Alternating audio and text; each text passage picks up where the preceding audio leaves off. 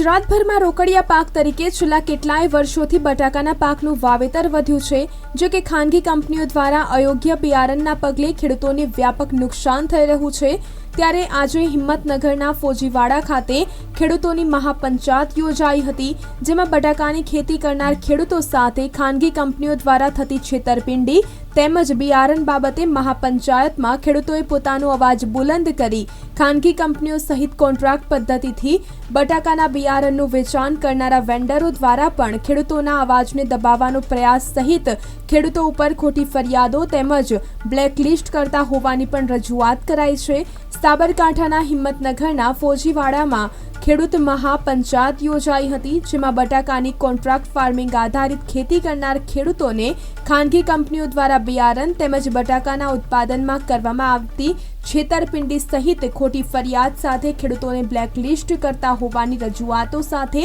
સરકાર સહિત કૃષિ વિભાગ સામે રજૂઆતો બાદ પણ કોઈપણ પ્રકારની કાર્યવાહી ન થતા ખેડૂતોએ મહાપંચાયતમાં સરકાર સામે પોતાનો આક્રોશ ઠાલવ્યો હતો।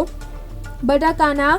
તેમજ કોન્ટ્રાક્ટ ફાર્મિંગ આધારિત ખેતી કરનારા ખેડૂતોને વર્ષે બિયારણ ખરાબ આવવાને પગલે લાખો રૂપિયાનું નુકસાન જતું હોય છે, ત્યારે બટાકાની ખેતી પર નિર્ભર ખેડૂતોએ બાલાજી, ઇસ્કોન, ફાલ્કન, મેકેન સહિતની ખાનગી કંપનીઓ સામે પોતાનો આક્રોશ ઠાલવી ચોક્કસ બિયારણ તેમજ ભાવ માટે કૃષિ મંત્રાલય સહિત સરકાર સામે ખેડૂતોએ મહાપંચાયત થકી અવાજ બુલંદ કર્યો છે। બટાકાની ખેતીમાં કંપનીઓ દ્વારા આપવામાં આવતા બિયારણમાં 45 થી 60 mm બટાકાની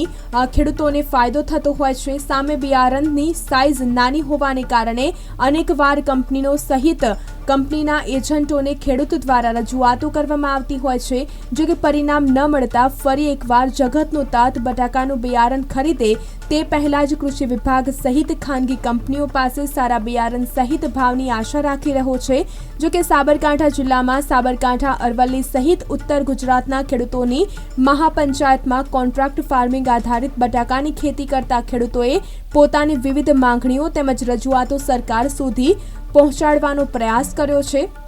ત્યારે આવનાર દિવસોમાં ખેડૂતોના હિતમાં ચોક્કસ નિર્ણય લેવામાં ન આવે તો ઉગ્ર આંદોલનની ખેડૂતોએ આલમે ચીમકી પણ ઉચ્ચારી છે। જો કે એક તરફ છેલ્લા કેટલાક સમયથી કોન્ટ્રાક્ટ ફાર્મિંગના પગલે કેટલાક વિસ્તારોમાં ખેડૂતોને વ્યાપક ફાયદો થઈ રહ્યો છે, તો બીજી તરફ કેટલીક કંપનીઓ દ્વારા શરૂઆતના તબક્કે ખેડૂતો માટે ફાયદાકારક એગ્રીમેન્ટ કરાયા બાદ કંપનીઓ છેતરપિંડી થતી હોવાની વાતો પણ બહાર આવી છે, જેને પગલે ખેડૂત આલમમાં વ્યાપક રોષ ફેલાઈ રહ્યો છે। ત્યારે જોવાનું એ રહેશે કે બટાકાની સિઝન પહેલા ખાનગી કંપનીઓ દ્વારા ખેડૂતોને આપવામાં આવતા બિયારણો તેમજ ભાવ બાબતે કેવા અને કયા પ્રકારના નિર્ણય લેવાય છે।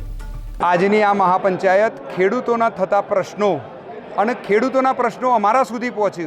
એના માટેની અમે આ મહાપંચાયત બોલાવેલી હતી।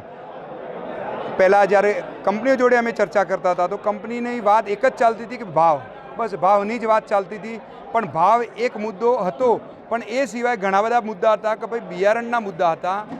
એનાથી ક્વોલિટીના મુદ્દા હતા, અને અમે જે માલ પકવીએ છીએ એ માલ જ્યાં પછી એનું પેમેન્ટ એમાં આવતી કપાતોના મુદ્દાના લઈને અમે આ જે સંગઠન ઊભું થયું છે એ મુદ્દાઓ પર લઈને ઊભું થયેલું છે।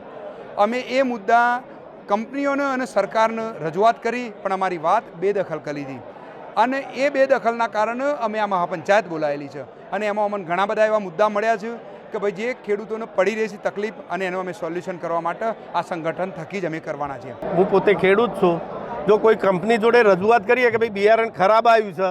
અને જો વધારે પડતો અવાજ કરવામાં આવે તો કંપનીઓ જે તે ટાર્ગેટ કરીને ખેડૂતને બ્લેકલિસ્ટ કરવામાં આવે છે, એને બિયારણ આપવામાં આવતું નથી, અને અમારા ખર્ચો છે ને એક કરે 50,000 રૂપિયા ખર્ચો ચાલે છે, અને કંપની રિબેટમાં કશું આપતી નથી, થોડું ઘણું આપે 2-5,000 રૂપિયા, એમાં શું થાય? કિલો એ કંપની જે બિયારણ એમાં એક થેલીની અંદર 4-4, 5-5 કિલો બિયારણ ખરાબ આવતું હોય છે, તો એના માટે અવાજ કરીએ તો કંપની મને તરત જ બ્લેકલિસ્ટ કરવામાં આવે છે। એવા ઘણા મુદ્દાઓ થયેલા છે। ખેડૂતોની એક જ માગણી છે કે ઉચ્ચ ગુણવત્તાવાળું સારું બિયારણ જોઈએ અને સર્ટિફાઈડ બિયારણ આવવું જોઈએ। સર્ટિફાઈડ બિયારણ ના આવવાના કારણે અમારા ઉત્પાદનમાં 50% જેટલો ઘટાડો આવે છે, જેથી એમને ખેડૂતોને મોટું નુકસાન વેઠવાનો વારો આવે છે। એટલે અમારી કંપની જોડે એક માગણી છે કે બિયારણ સારું અને સર્ટિફાઈડ ઊંચી ગુણવત્તાવાળું જોઈએ। ન્યાય સંગઠનની મોટી સંખ્યાની અંદર મિટિંગ યોજાઈ હતી, જેની અંદર 1800થી ઉપર ખેડૂતો જોડાયા હતા, જેની અંદર બટાકાની અંદર કંપનીઓ તરફથી જે અન્યાય થતા હોય એ બાબત ઉપર ચર્ચા કરવામાં આવી હતી અને આ બાબતે આપણે સીએમ ભૂપેન્દ્રભાઈ પટેલ સાહેબને પણ રજૂઆત કરી હતી, કૃષિ મંત્રી સાહેબને પણ રાઘવજીભાઈ પટેલને પણ રજૂઆત કરી હતી. એ બાબતે કૃષિ મંત્રી સાહેબની અધ્યક્ષતામાં 2 મિટિંગો યોજાઈ હતી પણ હજુ સુધી એનું પરિણામ મળ્યું નથી, જેથી ખેડૂતો આજે ભેગા થયા હતા અને સરકારને રજૂઆત છે કે જેટલું બને એટલું જલ્દી ખેડૂતોની વેદના દૂર કરવામાં આવે અને કંપનીઓ સાથે મિટિંગ કરી અને ખેડૂતોનો પોષણક્ષમ ભાવ આપવામાં આવે. જો આવનારા દિવસોમાં ખેડૂતોની આ તકલીફ દૂર કરવામાં નહીં આવે, ખેડૂતોનો ભાવ વધારો આપવામાં નહીં આવે, બિયારણ જો સારું આપવામાં નહીં આવે તો ખેડૂતો ચક્કાજામ કરશે અને કંપનીઓનો ઘેરાવો કરશે.